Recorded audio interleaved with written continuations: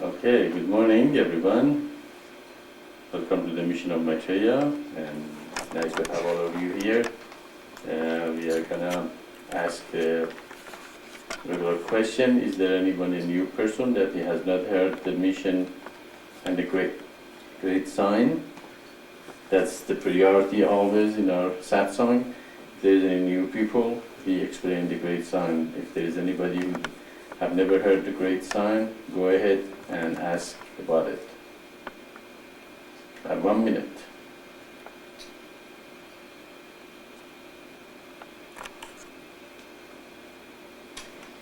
Who is there, I see?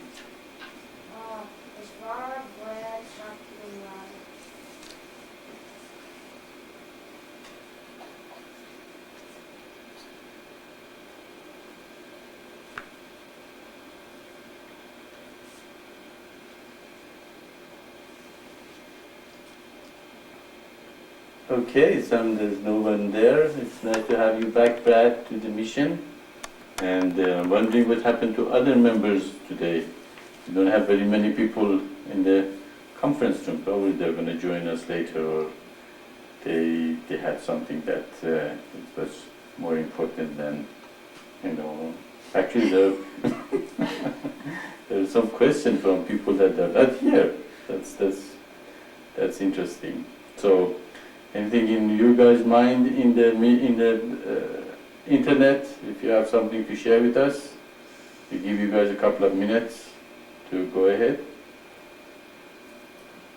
And then we have a lot of questions today. There are 5 questions sent to the mission. We're going to get to them after that. But if there's anything you guys want to share, we just give you a couple of minutes.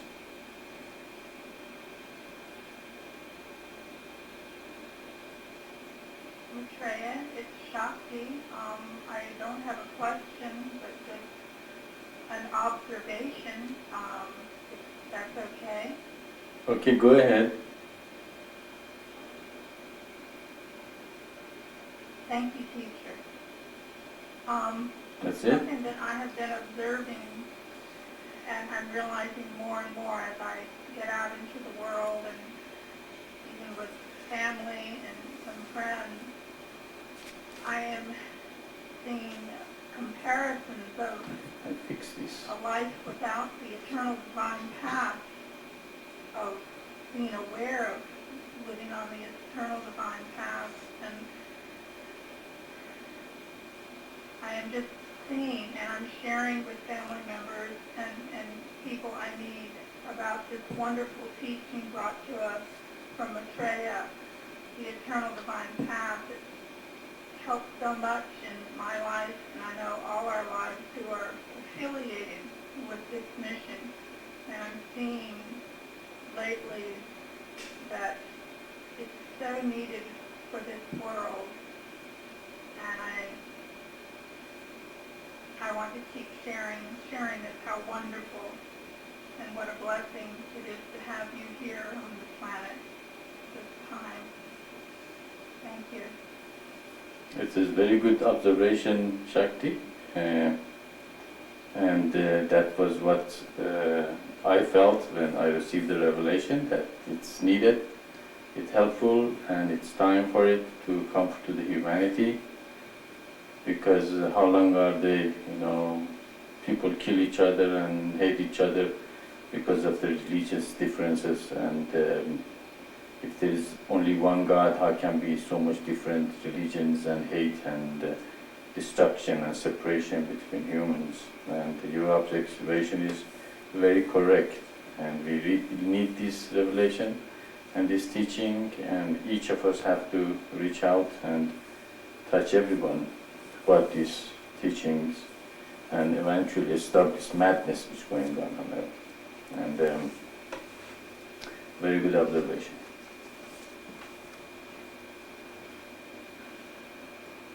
Saraji? Here's another observation. Can you hear me?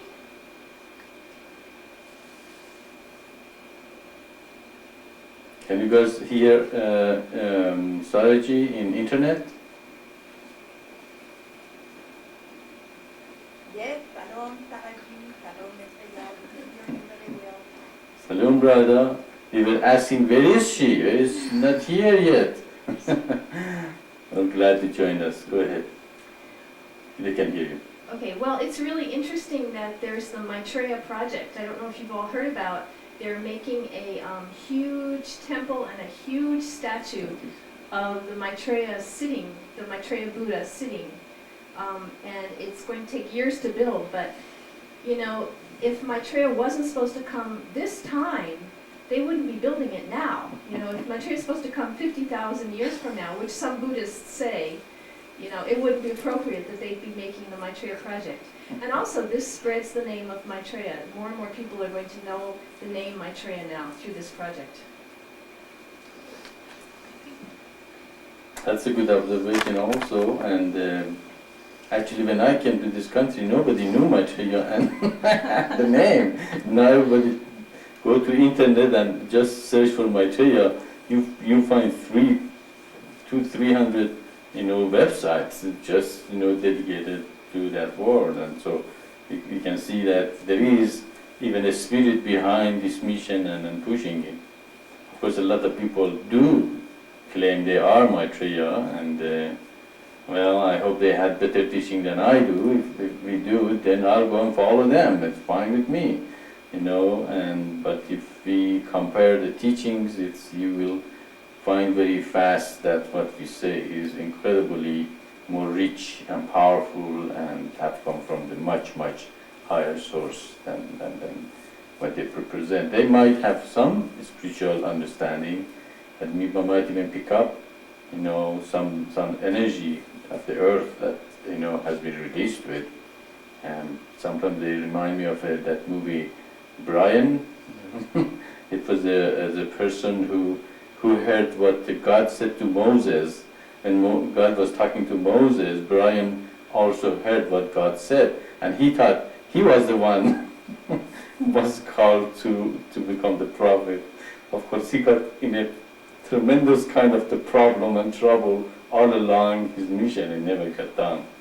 But sometimes reminds other people, as the Brian, they might have heard, they might picked up some energy, but have they fulfilled the prophecies, or the teaching is as great and inclusive as we have here.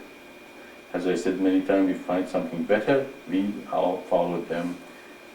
The most important is we find who has the highest truth. Okay, anything else you guys want to share with us?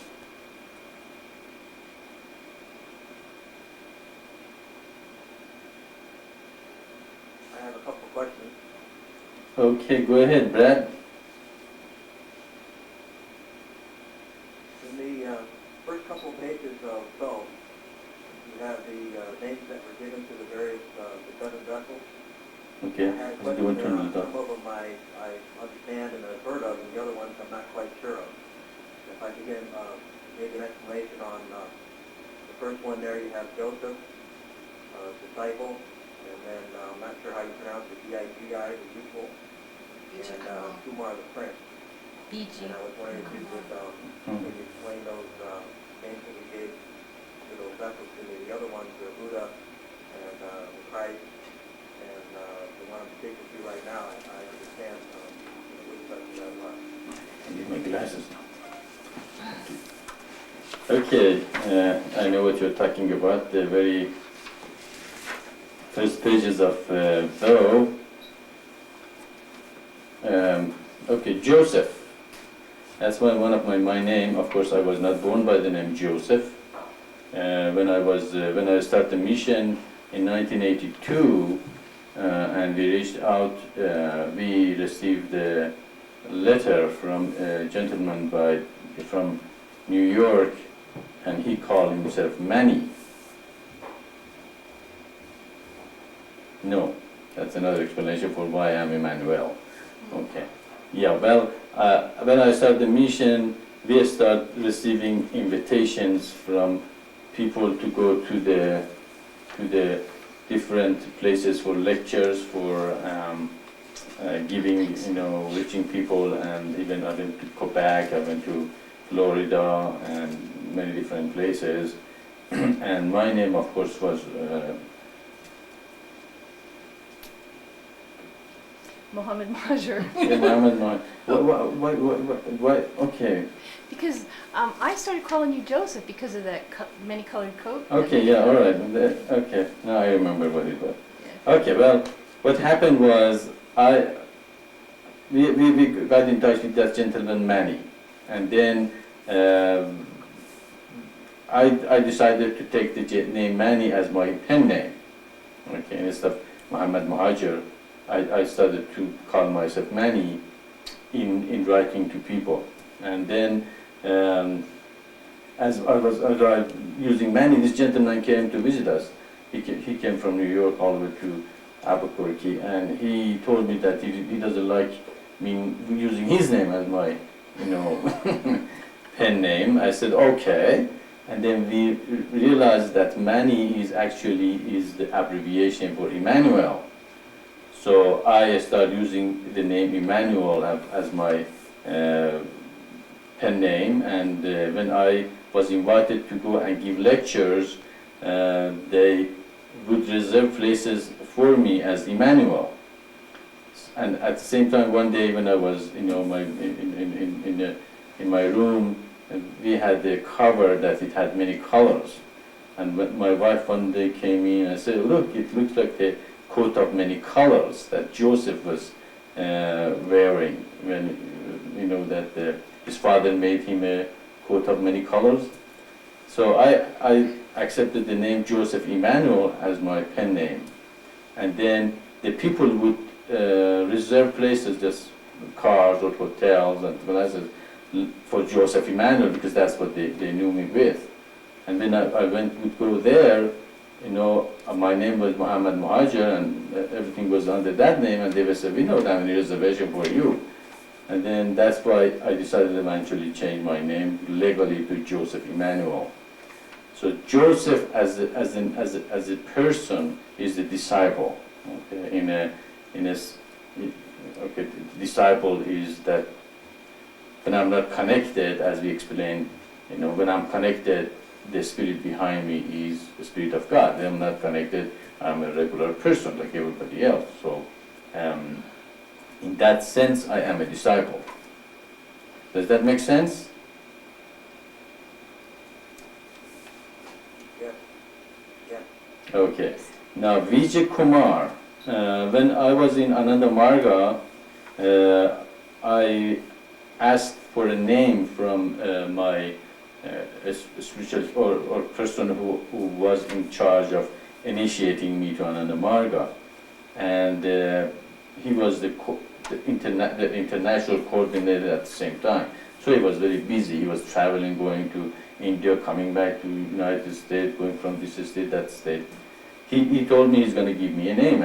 When I asked him, I resisted getting a name for years, but after a couple of years I decided to ask him for a name, and he would not send it to me. So I decided to just forget it. I'm going to ask this other person who was in Atlanta, and he would come to Mississippi where I was, and he was the coordinator at those areas. So he was closer to me, he wasn't as busy and all that. And also we had the retreat with them in a weekend. So when he came to our center, I started the center in Mississippi, and when he was there asking for a name, it was around Wednesday when he was there. So he would not give it to me until eventually Saturday morning. I went to tell him, what happened, I'm asking for a name and nobody giving it to me. And he said, your name is Maitreya. I said, what? What? What would you say? Anyway, he told me, I eventually got the Maitreya name and then find that it means compassionate. I thought he's going to give me a name like Ishvara, the control of the universe, or big name. Anyway, I didn't like the name. A couple of weeks later, I received a letter from the other Acharya teacher. He called me Vijay Kumar, which means young prince. I said, that makes more sense. Young prince is much better than being compassionate. Anyway, in long story, if you read the booklet, How I Became Maitreya, it explains it also there, eventually I accept the name Maitreya as my spiritual name, but Vijay Kumar also were given to me. Does that make sense?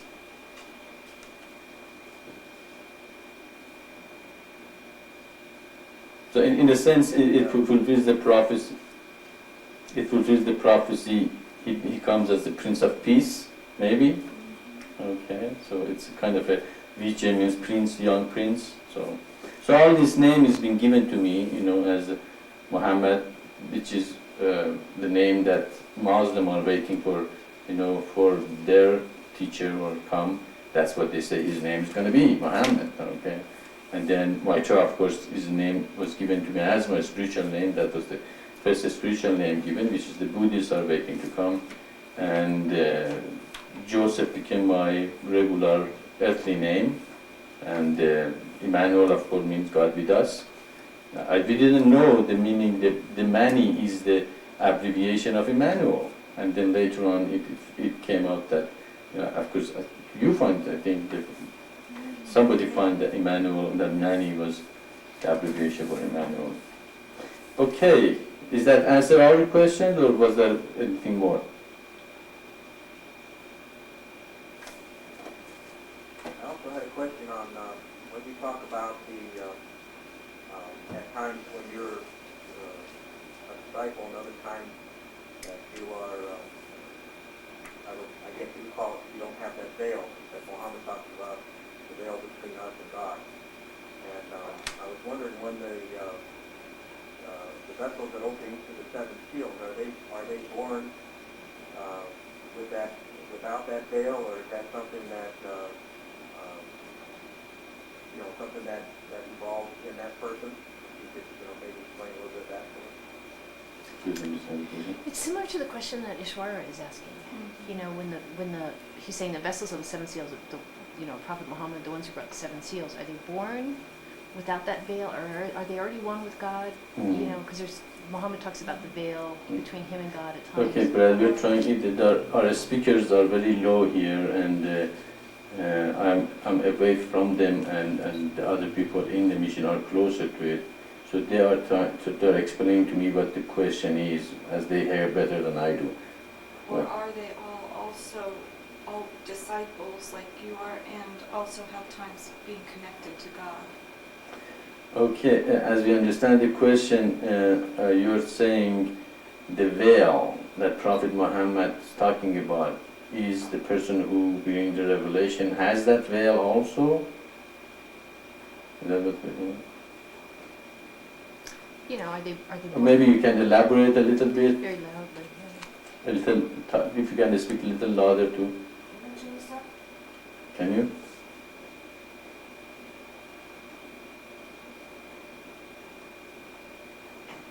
I was asking about the what we would call the first begotten Son, and the idea of each vessel was born and has a unit consciousness, or has a soul, and just how that equates to the first begotten Son, as my understanding would be the first begotten Son would be in spirit, one spirit with God. And I was wondering if that was something from birth, that first begotten Son was associated with that vessel. Okay, so as you could tell you that we can. Okay, actually your question is the first question today. It's actually almost exactly the same thing that also Ishvara is asking, is the first begotten Son. It has a unit consciousness, is like everybody else, or the unit consciousnesses as regular humans that they are unit consciousness. And are they different between the first begotten Son and the rest of the humanity and beings? Is that the question? Yes. Okay. So we take it as the first question of the day today, then we go ahead and, so do you want to read the question so also Ishvara knows that his question is What was the first question? first question. I would like to understand more about the true nature of the first begotten Son, who seems to come directly from God to manifest him on earth. Did he follow an evolutionary process to become divine too, before creation? Was he a little unit consciousness like us or not? Okay. Is the question similar to yours, Brad? Yes, it is. Okay. Listen to that answer, I think that I'll probably find, Okay. Yeah, well, the question is okay, we are talking about unit consciousness, and then we talk about the first begotten Son. Talk about that in the beginning that there was chaos, and God saw the chaos and wanted to help the universe to return to Him, because as we said before, the creation was created. What is the state of universe? The state of the universe in a state of beingness, or what Buddha says, nothingness, or a state. But really, the word nothingness doesn't really explain it, because nothingness means there is nothing to create. It is nothing, but that is not quite correct. It has the potential of creating and being created, but because it's in a state of complete balance, there is no manifestation. So it's in a state of just being. Okay. Now, this question is a very deep question. Okay, and it's a question that probably many religions have been struggling with it for thousands of years. Yogis go to the mountain and deny themselves all kind of comfort and food and fast and live in ashes and naked for years to experience and realize the oneness between themselves and God. So it's one of the questions that really comes to you with experience, to realize that God is one and we are all a part of Him and there is no separation between us. So that said, I try to explain it in the best way, we can, explain in an intellectual way to everyone. Okay. First of all, when we talk about the unit consciousness, as even though tries to make it in a way that there is no separation. It's said, it's a spark of God. Okay, and a spark of God. If you take a spark from a fire, is that the spark is still fire? Is it part of the fire, or is it separated? Okay, so the spark of light is not separated from God. Okay, that's why we call the only reason we feel separated as unit consciousness is what? It's because of ego. The ego, like having an umbrella at the top of our head. That's why we're not receiving the oneness with God. And ego, as in explained in though, it's an illusion. Okay, it really does not exist. So we have the illusion of the separation from God. Okay. If ego is illusion, and we are not really separated from God, does the unit consciousness exist? Okay, so in a sense, when we are talking unit consciousness, it's in a way to explain our elusive separation from God, but in reality there is not such a thing as a unit consciousness. The reason we think we are separated from God is because we are in an illusion of separation from Him. Therefore, we accept ourselves as a being separated from God. Okay, that's what I recommended. This question was asked before a couple of months ago, and I tried to explain it, but apparently it is a very difficult concept to grasp. As I said, many thousands of years, they have been trying to reach that oneness.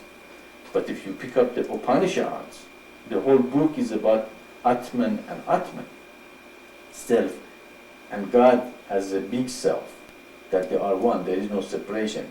Or in Persian, God is called Khoda. Khoda means God. And then self is Khod. Khod and Khoda come from the same root. They are the same thing. So Khod means self, means the individual. and Khuda means God. So again, there is no separation. That's why in the mystical path, it's so important to know mystical path like Hinduism, Buddhism, Kabbalah, Sufism. In those studying and understanding, all of those realize that there is a oneness between the self and God. Okay? There is no separation. We are all a part of it. That's why we are not really separated. We're all a part of God. But what separates us from each other is the ego, that we have created for ourselves from previous lifetime, from this lifetime, from many lifetimes. We have created different personality, different way of looking at the life, different way of being, and therefore we feel we are separated from God, and because we are separated from God, therefore we are separated from each other. So let's first realize the concept of self, that there is no separation between self and God, and when we explain it in Tao, it's just a way of making the understanding of the spiritual progress, but because we are a spark of God, there is no separation between us and Him. Okay? Now, if that doesn't make sense, I recommend you read Upanishads. You can go to any bookstore and buy Upanishads, and probably that if you read that book, that gives you more explanation how Atman and Atman are one, and how the whole book is trying to explain this concept, and it does not succeed. Okay? Because that's another explanation, or there are another things that should be experienced. Okay? As far as you have not experienced the oneness with God, okay, it's very hard for ego to even recognize that it does not have its own personality. Okay? It cannot realize that it's really not separated from God all the time. How can that be? I have felt so many times separation from God, and I felt so miserable and unhappy and all that. How can I not be from? How many times we have yelled, "Where are you, God? Why aren't you helping me?" It's absolutely separation, isn't it? We feel complete separation. But are we? No, we're not. God is always present there, and actually is us. There is no difference. That's why in Hinduism they say God is like a bird, okay, sitting and watching another bird eating the fruit. So he is enjoying the other bird eating the fruit, which is us, as a separate. We separate ourselves from him. So as well as we think we are the doer, who is the enjoyer? Enjoyer is God. God is sitting and observing our actions. But the moment that we realize that there is no separation, that He is the doer all the time, who is as observer and who is the doer? You become the observer and God becomes the doer, and you become enjoyer and the stuff, the what? Enjoy. So this so first of all, we all have to understand this concept of the self is the same as the self or God. Okay? If we understand that, therefore the concept of unit consciousness really dissolves itself away. There is not such a thing as a unit consciousness. The unit consciousness actually is a kind of an illusion of the separation from God. Does that make sense? I'm going to go to the next step after I realize this makes sense to everyone. Do you have any question about that? The unit consciousness, that there is no separation between unit consciousness and God.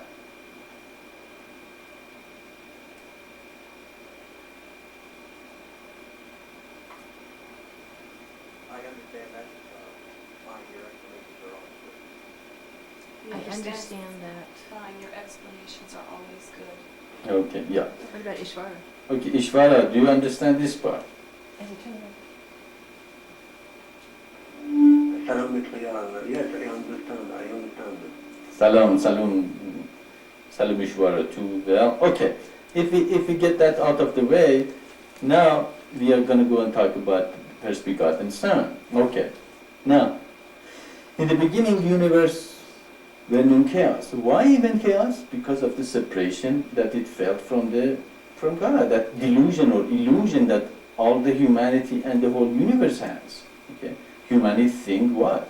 Their religion better than other person's religion. How can it be? You are all from the same God.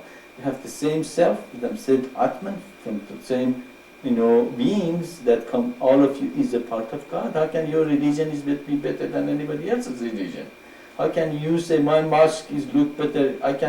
I have to have mosque, but I cannot have a synagogue, or I should have a church or a temple. What a difference does it make? The place, if the place is holy, everybody should go and worship it for the holiness of God's revelations. Okay, why there is such a because we have egos, so we separate each other from religion, we separate each other from our personality, we separate ourselves from the race, from gender. But if we recognize, that's why Salun means I pay my salutation to the divinity which is God within you. I don't look at your body, I don't look at your personality, I don't look at your being separated from me. I look at you as a spark of God. Therefore, I don't care if you look dark or white or yellow or red or tall or short, or that a spark is also in you, and I pay my salutation to that divinity within you. So I look at you as a spark of God. Therefore, I go beyond all this concept that is related to ego, because ego like to have a lot of things related to it. Okay, I have this wonderful car. Okay, therefore my ego feels good. I have a beautiful house. Therefore my ego is bigger than everybody else. Okay, I have that wonderful eye or whatever makes me, my ego feels better than and feels superior. And that very feeling of superiority complex is related to ego. Nobody is superior, nobody inferior. Everything is God. So there is, we can see that ego is very powerful, very, very powerful. It's so powerful that that humans don't even see these things at all. Okay. Therefore, there was chaos. There was disunity. There was problem in the universe. Now, can God see this problem in the universe? Yes, He can. He saw the chaos and problem, and He wanted to help. Okay, but He doesn't have ego, does He? No, He doesn't realize what these people are doing. Why are they separating each other? Just like when you get to the point you see God in everyone and everything, you wonder why people killing each other. Why they are not just saying, okay, you're a spark of God, I'm a spark of God, let's sit down and solve our problems. We don't have to have a problem. Just like in the Middle East, we're talking the other day, that fighting in the what's called mountaintop. What's the mosque called over there? Yeah, the mount. In Jerusalem, the mount. Mount, Temple Mount, I guess. Okay, whatever. And my idea is to build the temple. Our temple at the mountain, in the Temple Mount. So everybody, Jews and Christians and Hindus and Buddhists, all of them can enter it from different doors. And when they come in the center, what happens to them? They're all one, aren't they? So we can solve the problem of Middle East right there. So we can see that ego is powerful and all that. So God decided He wants to help. But He didn't know anything about this ego and in separation between things. So He sends His spirit, okay, to this chaos. Just like an investigator wants to know what is going on in this problem. Okay, he wants to investigate to find out the problem. Therefore, the Spirit of God comes to earth. That's exactly what the Christians refer to. Christ came as God came to earth. Actually, Messiah always come to earth and to investigate, to find the problems and try to solve what's happening on earth. So His Spirit come to that chaos and go through the eternal divine path. Okay, So the first thing he realizes is to awaken your spiritual forces. He said, these people don't have any idea that they are one with me. Okay. So how do you do that? First you meditate. You awaken your spiritual forces. Eventually one day you say, oh, right, good, everything is God. There is no separation between me and God. And therefore everybody else is also a part of God. They are not separated from me either. How can I then call them Jew or Christian or Hindu or Buddhist? I can't. They're just human like me, okay, or just a spark of God. I can label them, okay. As they are good people, I love them. If they're bad people, I try to correct them. Okay, that's all it boils down to. We want to create good people, as many good people as possible. The more good people we have, the better world we will have. If they're good people, great. I accept them, I love them, I help them, I will be with them. If they're not, how can we make them better people? So he realized that the first step is the awakening of the spiritual forces. Then he says, okay, awakening of the spiritual forces, now what? Okay, I awaken my spiritual forces, I know this, but he said, well, they need physiological and safety needs. When you're God, you don't need physiological and safety needs. But he realized, yeah, these people need. Okay, they need physiological and safety needs. How it can be best provided? Comings of light. Okay, when the people share, when the people give to each other, when we put the community together, help each other, make it easier for everyone, and everybody's physiological and safety need is provided, so they can concentrate in what? Awakening of your spiritual forces. Okay, and then he realizes later that sacrifice is needed to create the community. If everybody in the community says, what is it for you, what is it for me only, you cannot do that. Therefore, sacrifice is needed. Then, okay, I have sacrificed, as we explained many times, nothing happened. You get what? You get depressed, you get, ego likes to see the result. Okay, that's a part of ego. If it's no result comes, it becomes very unhappy. Okay, or if its result came, what happens? You become too elated, you could say, oh, such a big person I am, I'm doing all this wonderful thing in my life. Okay, so he's realized, wow, okay, the best way to take, is to surrender and submit the result to God. Okay, and or better than that, become a channel for him and let him do because he doesn't have ego, does he? If he doesn't have ego, he's not going to be attached to the result. And also eventually realizes, I'm just trying to help these few people around me. The best way is to expand myself and include everyone, which means the universe, and become universalist. And he felt very good, he feels very relief. Okay? And so it's so that becomes eternal divine path. So you can look two different ways. You see, the Spirit of God was there, went through that, and because it was the Spirit of God, it was easy to realize all these things and eventually become Paravipra and reach pure consciousness. He already was in a pure consciousness. He just did his investigation and realized the eternal divine path, and there was life. He really realized, how it can be done. Or he came as a unit consciousness. He completely separated himself from his source or God of being, and he really created an ego and came and lived through that chaos and realized this realization, and when he realized, he went back to God and there was light again.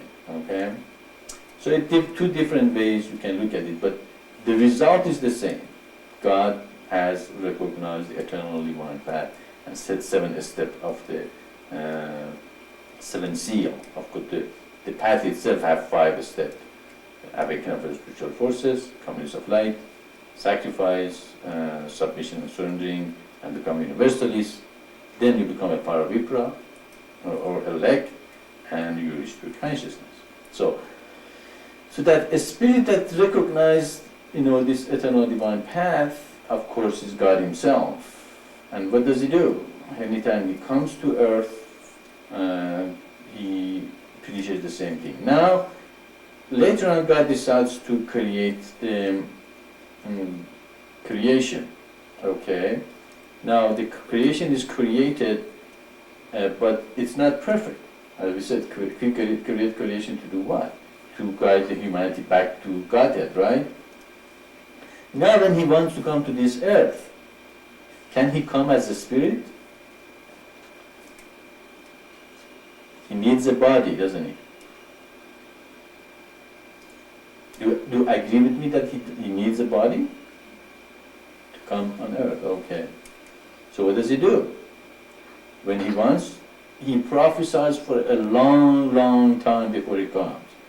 Because in experience he has found that humans pick up a lot of wrong teachers and guidings and guides and all that. Okay. We just got disconnected. If you want to connect again.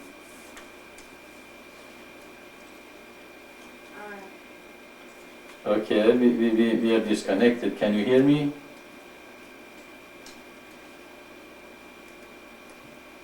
Internet, can you hear me? Yes, no, we can hear you. Okay. Well, anyway, so when he comes to the earth, he needs a body. Okay. He prophesies for a long, long time of coming of his spirit to earth. Okay. And then, of course, he chooses a body when he comes to the earth, and that body is designed and designated, chosen to manifest him. So that when the body comes to earth, he is a person. He has he has an individual. He goes through the life, and as we explained many times, he eventually recognizes he has a mission. Okay, and when he recognizes he has a mission, he has no choice but to take, just like Christ. Christ had choice not to go to the cross.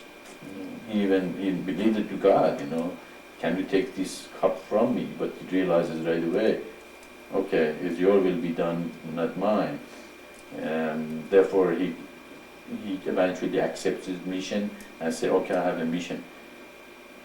When he gives Satsang, when he talks about God, okay, that's the Spirit of God talking through him, because he designed him to come through him.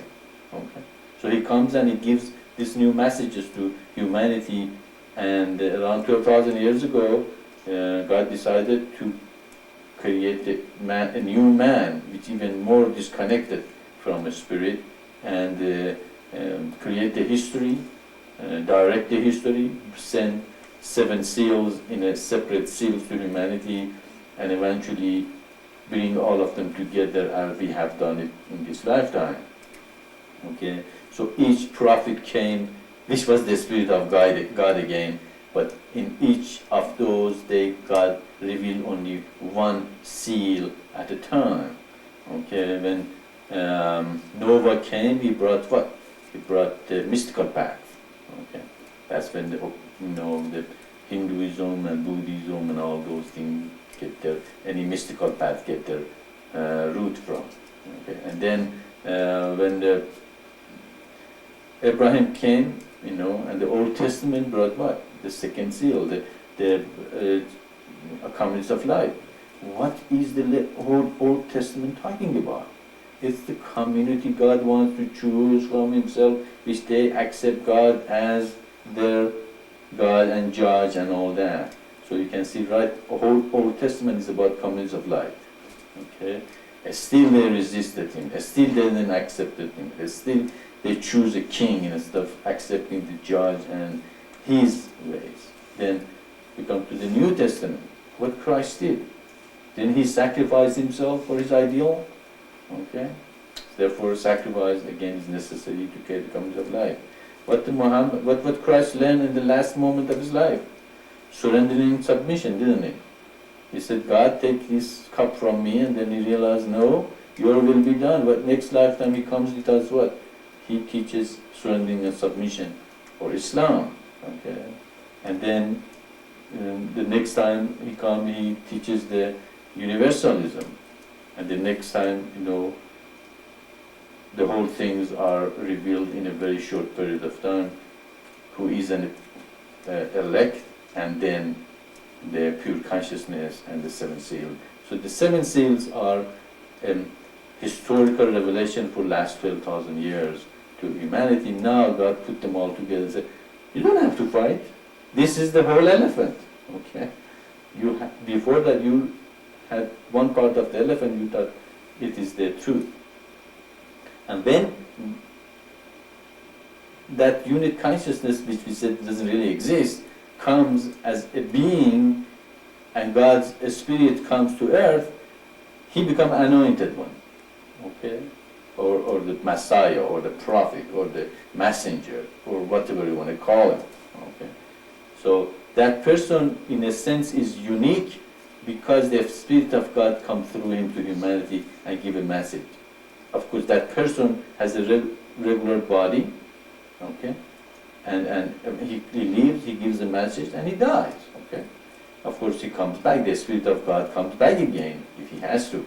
Okay, as we decided this time, he will. Okay, he will come, and that's what the decision was. You guys should find me again, and we should continue together this mission until it's done. So this time the Spirit God is going to come over and over and over in the mission of Maitreya and continue this thing. So in a sense we are all a part of God. What is that noise? We are all a part of God. Okay. My voice becomes kind of a yelling or something. Okay, so in a sense there is no separation between you and God either. There is not such a thing as a unit consciousness. You are one with Him. Okay, and the Spirit of God went through the eternal divine path in that chaos. Okay, therefore He knows what the eternal divine path is. And when His Spirit comes, He takes a body to manifest His revelation to humanity. As Prophet Muhammad comes, Christ comes. Okay. Christ by himself not important. What's important that the Spirit of God came through him. That makes him important. Okay. But Prophet Muhammad is not important. Came through what Prophet Muhammad is important. That's why Christ said, no one goes to the Father but through me. Through what? Through his physical body? No, through his word, through his teaching, through what he revealed to humanity. Same thing for Prophet Muhammad. Nobody goes to the Father but through Prophet Muhammad. So same thing for Bob. And same thing for our teaching. Nobody goes to the Father but through the eternal divine path. Does that make sense now? Ishvara and Brad?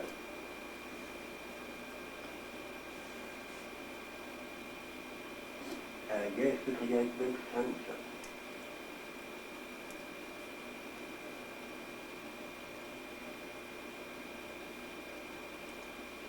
Yes, That answers my question. Okay, Brad. Okay, Ishvara. Do you have any other question, Brad?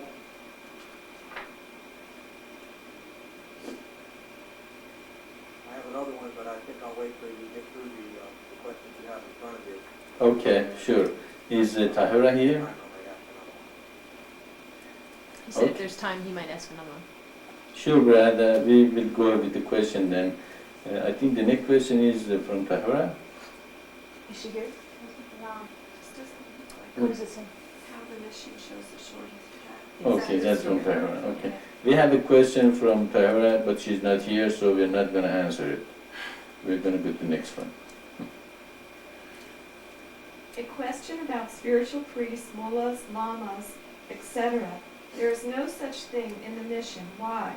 How do you then prevent people taking a leadership role when they really don't deserve that position, if there is no ordained priest, etc.? Okay. Is John here? No. Okay. Is that John's question? Everybody's supposed to. He said, is it John's question? Oh, no, not question yet. Okay, so question is that why don't we have a priest class in the mission? Ordained priests and ordained teachers. Should we?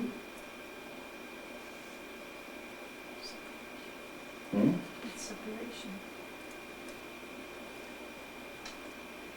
I think it's because in the system, the leaders emerge from the bottom of society, so it wouldn't be necessary.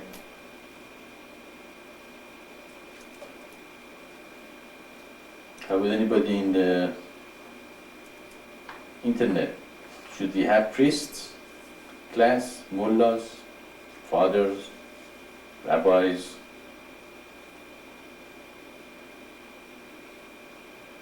I'd rather get my information from the source. A good one, very good one. Well, I guess that answers your question. There would be paradis path, and we don't have three, but the relationship with God is personal, individual, but there would be paradis path. Okay.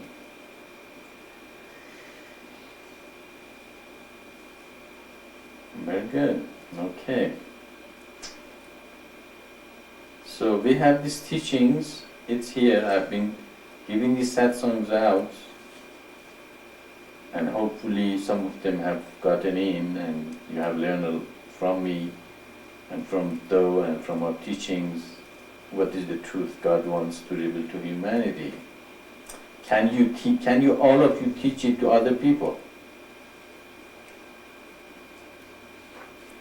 You sure can. But are you going to teach though, or are you going to teach your own teachings? See, that is when you have to realize, are you doing okay or not? If you are going to teach your own teachings, is that good? Okay. Did God send you as His Spirit to earth?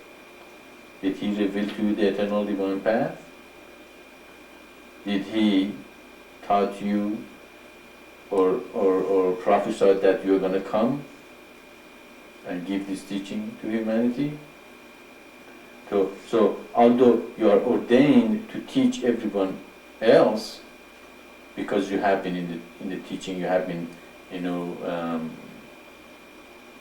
initiated into the teaching or to the mission, but you have to be very careful not to bring your own understanding to something that is God's understanding to humanity. So, should we correct each other if you make a mistake? If you find one of you is teaching not, it's from the though, should we correct one another? Or discuss though with each other?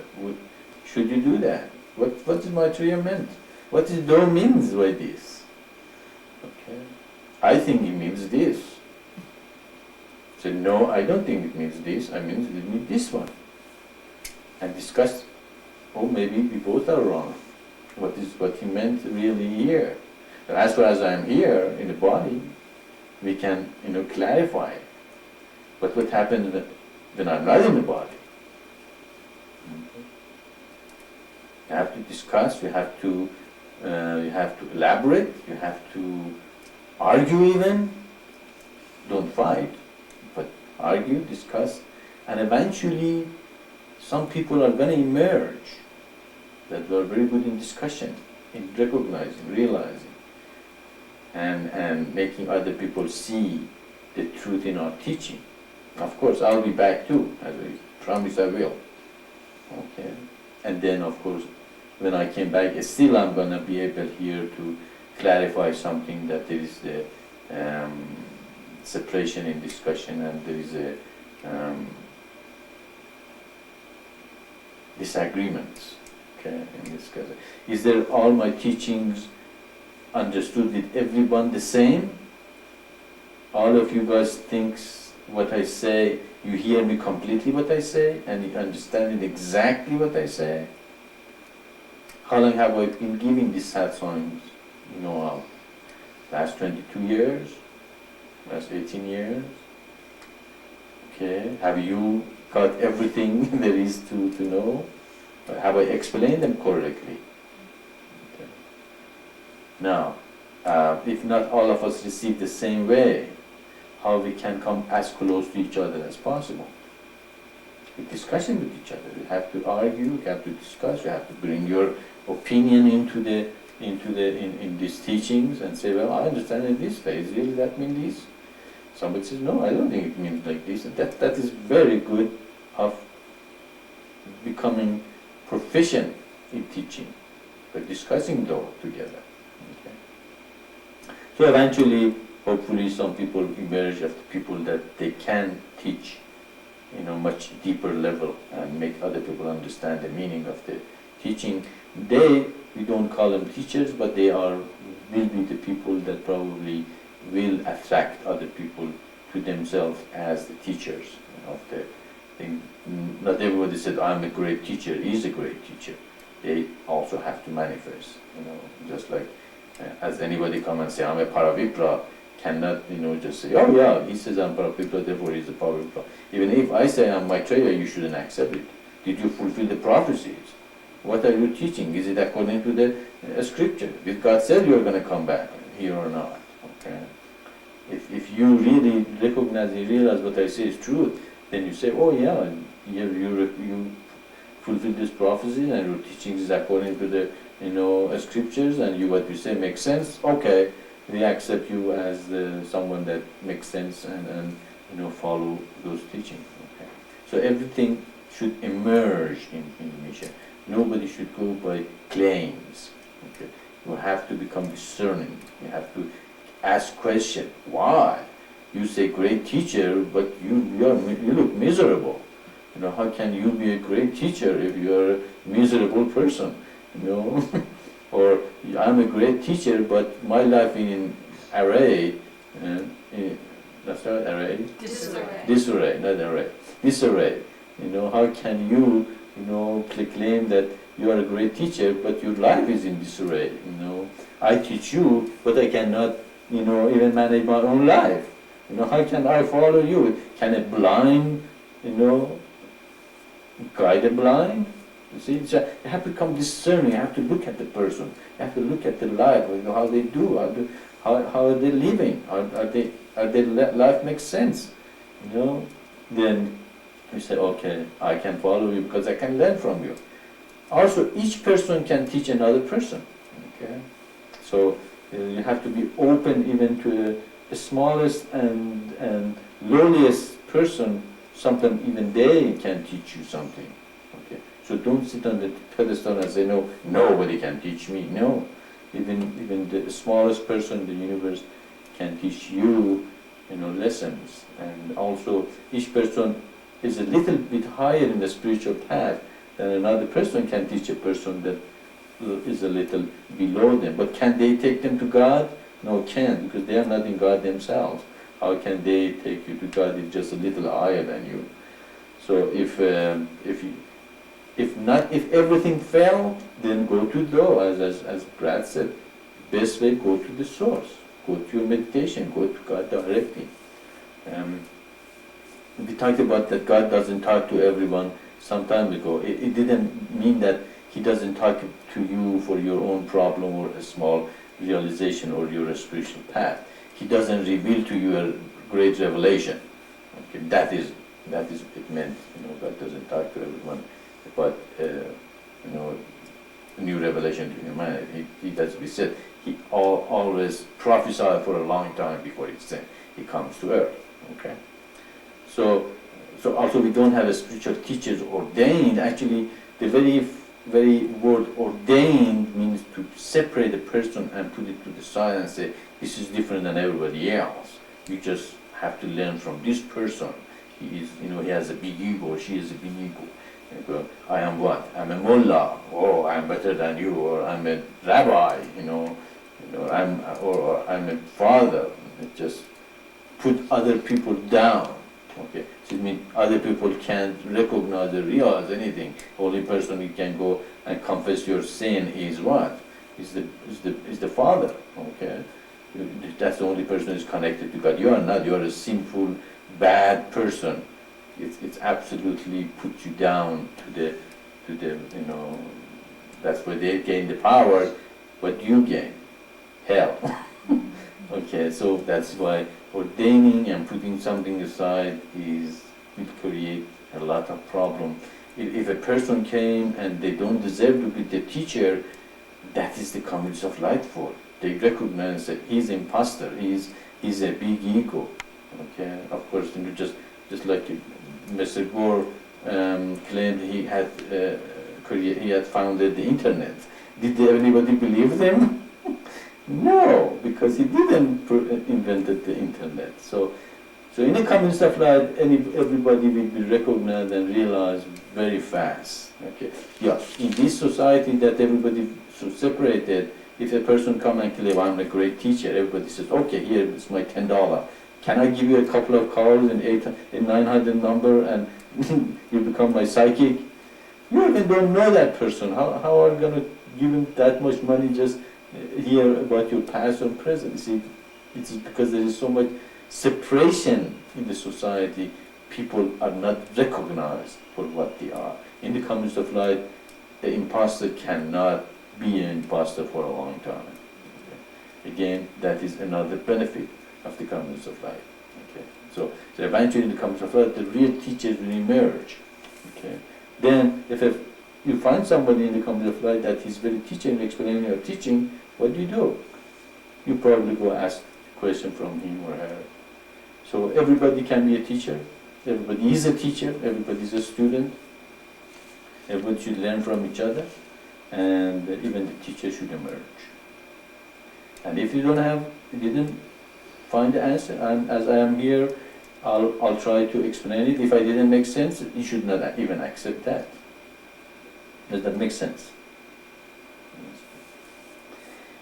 Okay, next.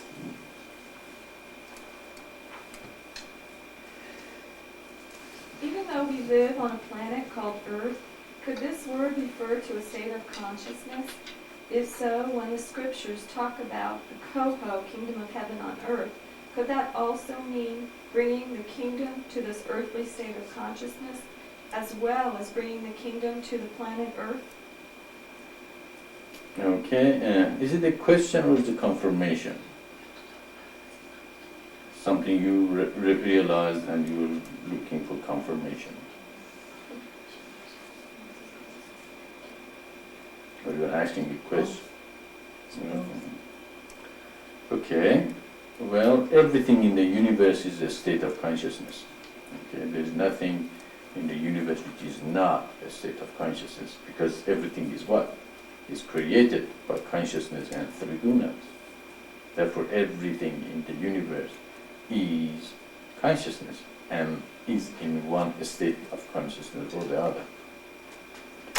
So when we're talking about earth, of course, earth, we also said earth is hell and heaven is pure consciousness.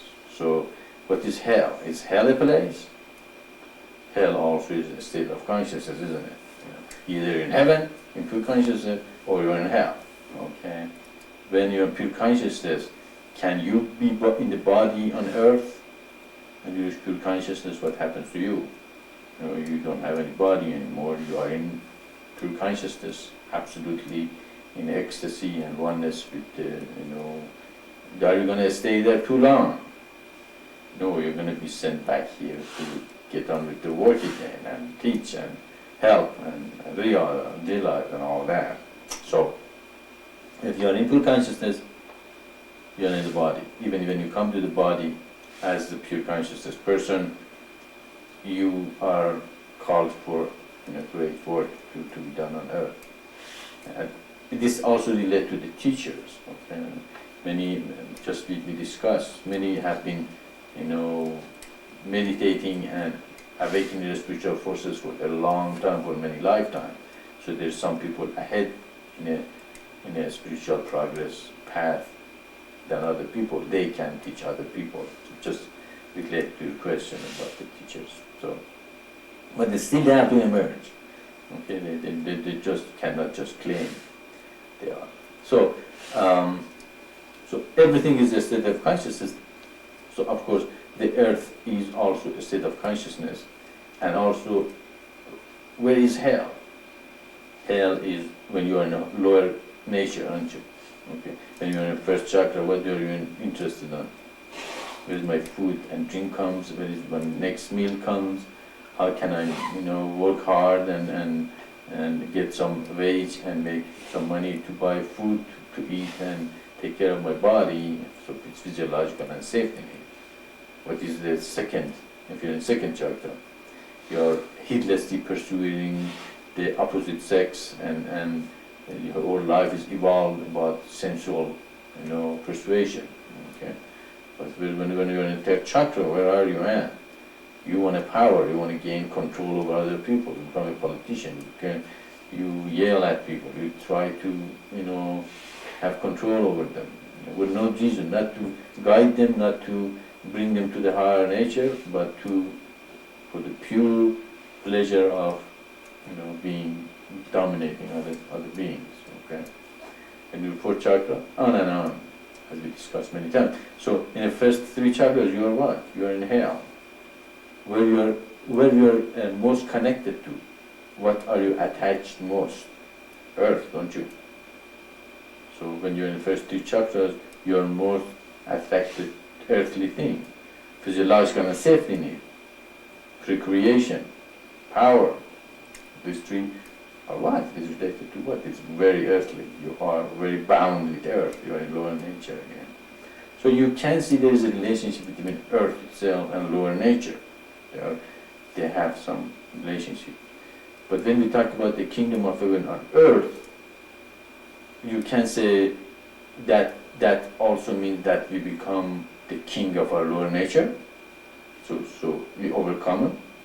So you bring the kingdom of heaven on earth individually to yourself, or we're taking the kingdom of heaven as communities of light, creation of the hierarchy, and bringing the oneness and unity to all humanity.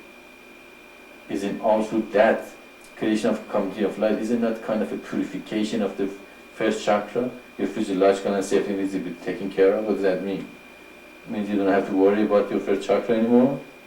It's going to be provided, So you don't have to worry about that part. Second is what? Persuasion of the procreation.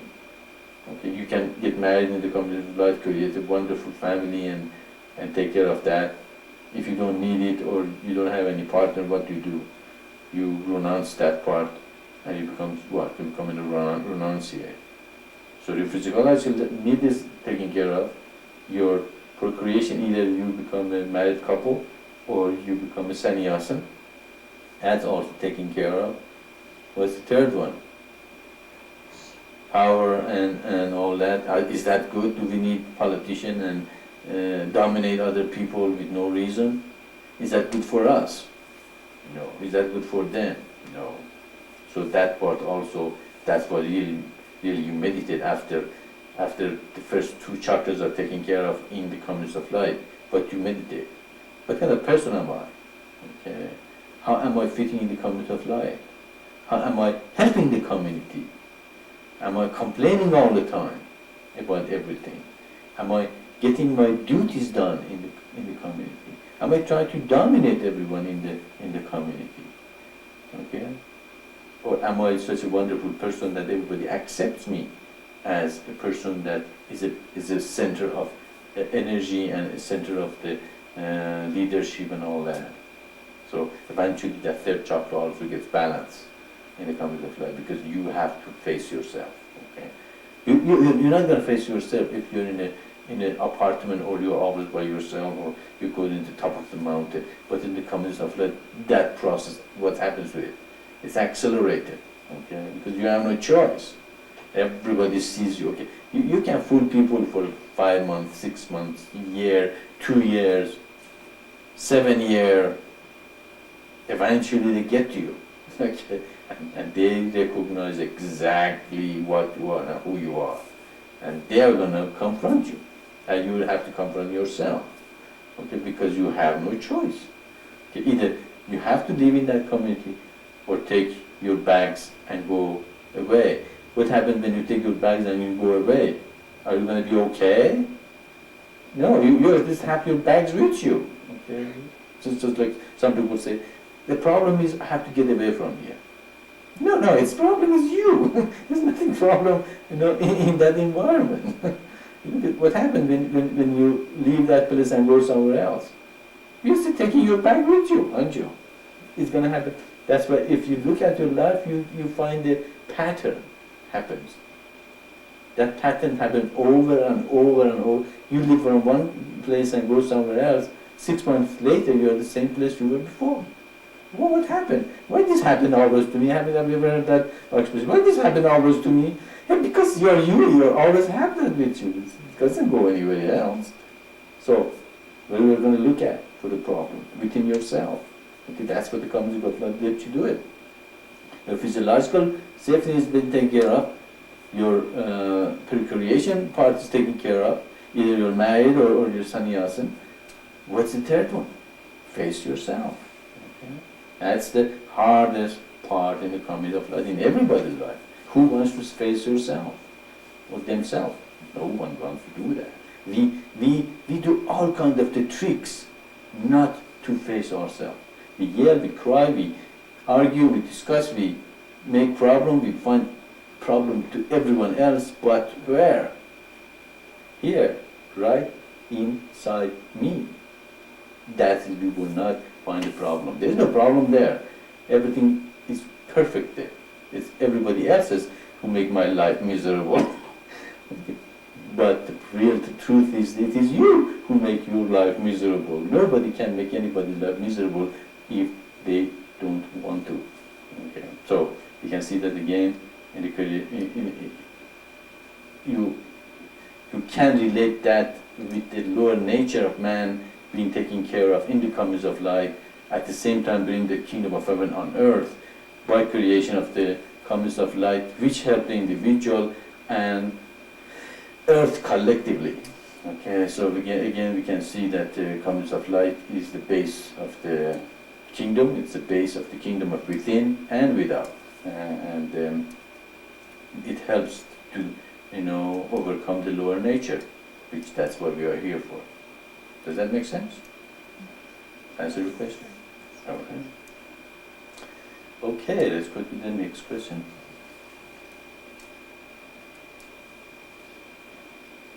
In the 33 virtues, one of the virtues is even when dealing with a person of an inimical nature, one must keep oneself free from hatred, anger, and vanity.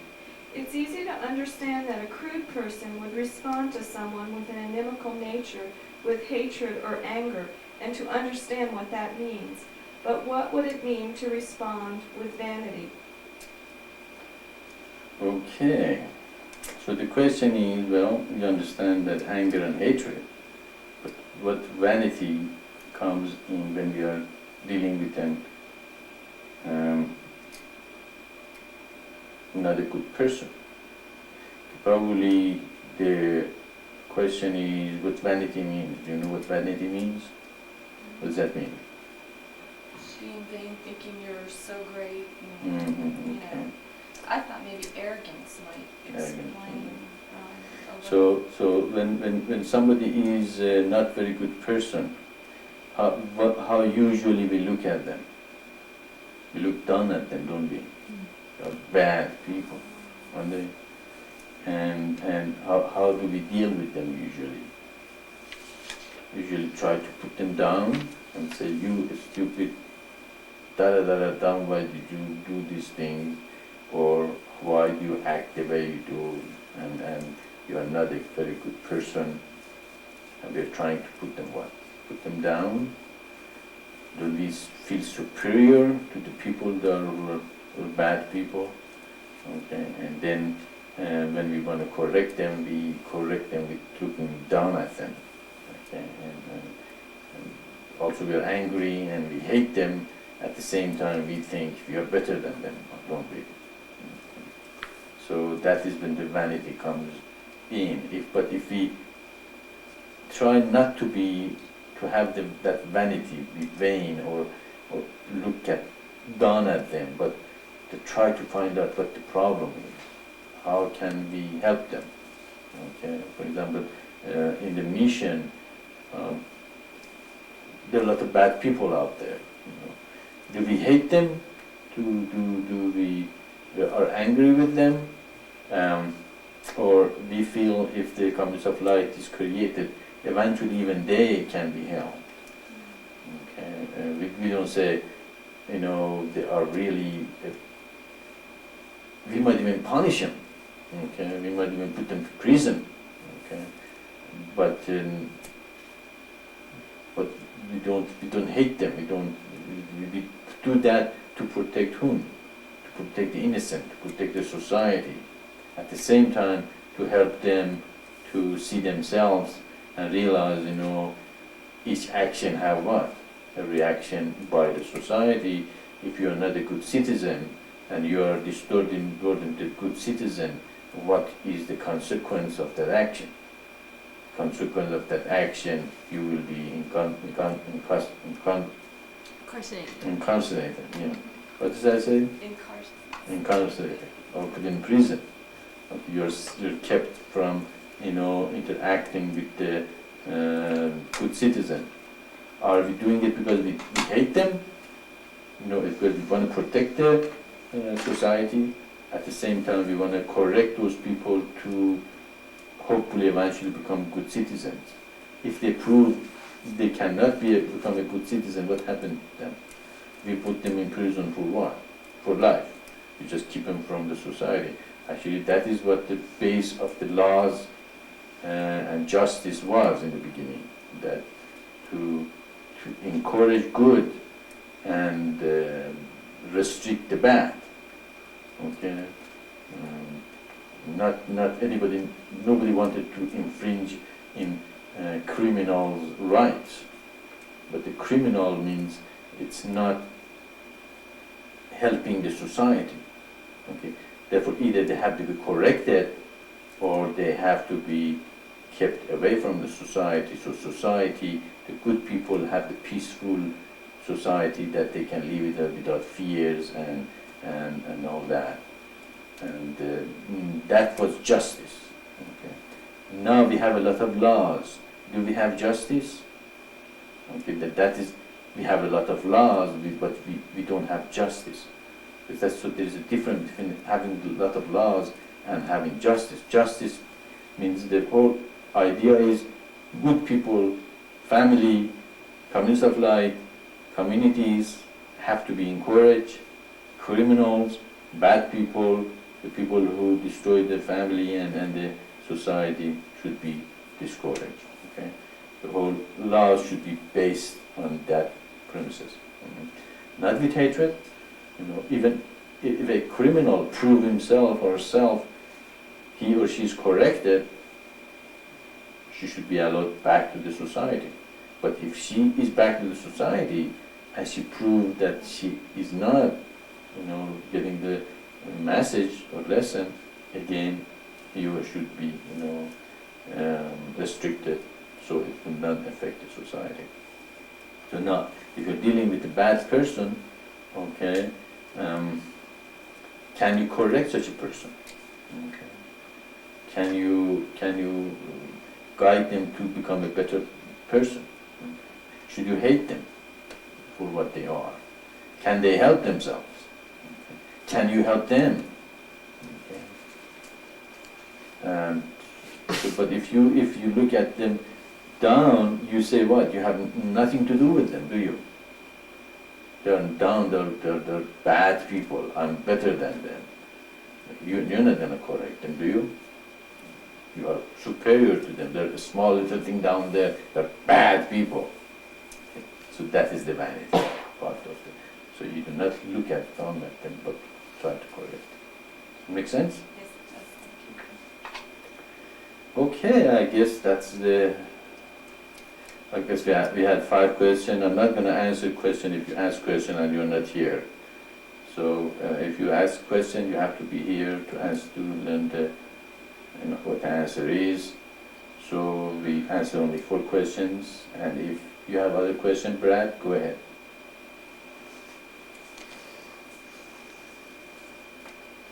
It's on the internet site. I read something about the last dispensation. The last And dispensation. it was notified in 2017, and I haven't read anything else about that, and I was wondering if you could explain that. In 2017, the last dispensation, it's on our internet site. 27? 2017. Okay, all right. Okay, the question is what? I don't know, maybe he could elaborate what he wants to know. Okay, we understand the question is about the 2017 but you related that to the last dispensation. Okay, well, the mission started in 1977. Okay, that's the year I started receiving the revelation. I came into this country in 1973. By 1977, I received the name, and I was supposed to finish my education, but I started receiving this revelation and the great sign. And when I was in the temple of Baha'i Temple in Chicago, that is when the vision came and all that. So in 1977, I received the revelation. In 1982, we were ready to reach out to humanity. That's when we put the revelation out. We are in the process of solidifying, spreading the mission, spreading the word, distributing though, reaching humanity and giving this new revelation and unification of all religions to everyone. It's going to take us 40 years to accomplish this. In 2017, that will be accomplished. Also, the 2017 is when the 12,000 years of beginning of this new generation will be finished. The history, the dating is 17 years incorrect. Actually, the year 2000 should be actually in 2017, and in 2017 there is going to be 12,000 years after the flood of Noah and the creation of the new man. So this revelation will start come to humanity 40 years before it will be solidified. In year 2017, mission should be in a very good position on earth, and it has reached a point that pretty much we have spread the word and reached many parts of the earth, and many people will hear from us, and many are interested and see the truth in what we're teaching. But that is the base of the teaching is established, and hopefully after that it will be spread and humanity will join to it more and more. So also the revelation came in 1977. It was reached to humanity in 1982. It is going to be solidified and basically is done, almost done in 2017, which is the end of the 12,000 years our calendar. Actually, if you look in our calendar, it takes the 12,000 years as calendar. Actually, it takes billion of years as our calendar. It has a lot of zero before 12,000 years, but the 12,000 years finishes in 1217. So in 1217, the year 12,001 will start. So it has a lot of significance in what we are going to do in the next 17 years. Does that answer your question? I'm getting hoarse.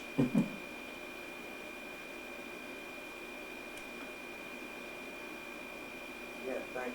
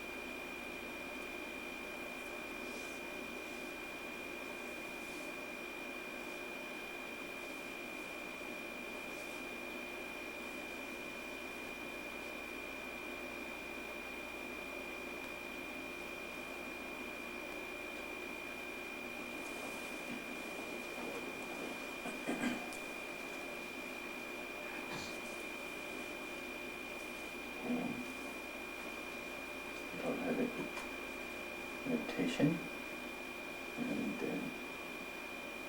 good satsang. Again, so the word we have to take to humanity and spread them and let them know it has come. And they are one, they have one religion, and they are all one. They have stopped to destroy each other, fight. They all come and join us with this wonderful revelation which has come to them. Just create the facilitating body, and 17 years to do it, and start the mission, to get organized, discuss the mission together, the teaching, argue, discuss, and come up with the answers. We are putting these questions into CD-ROM. It's videos and answers and questions that we have had for the last 2 years. So pretty soon they're going to be available also. You can order them and look at them and watch them. And if you don't do it for 17 years, like my body, you have to put effort to find me.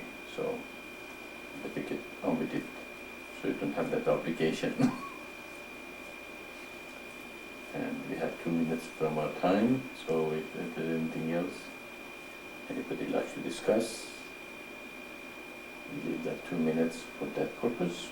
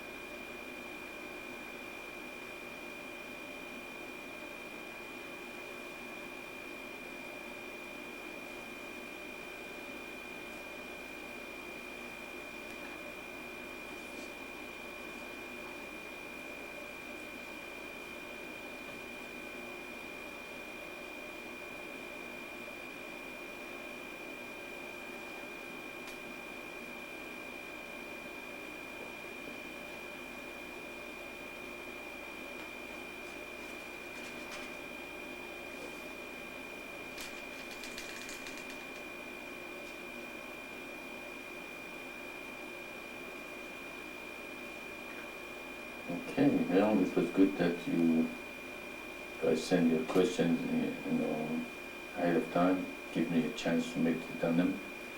And if you have a question, as usual, send them to Saraji or to Ma, and they give it to me. And usually it's good to have them a couple of days ahead of time. And so I know when I come here, at least have some idea. Of course, it's usually never happens exactly what I plan on. The spirit comes differently and even surprises me sometimes, wonderful things that come through. So you all guys have a wonderful month. We're going to have this again 1 month from now, and have a God week and God month. Salam.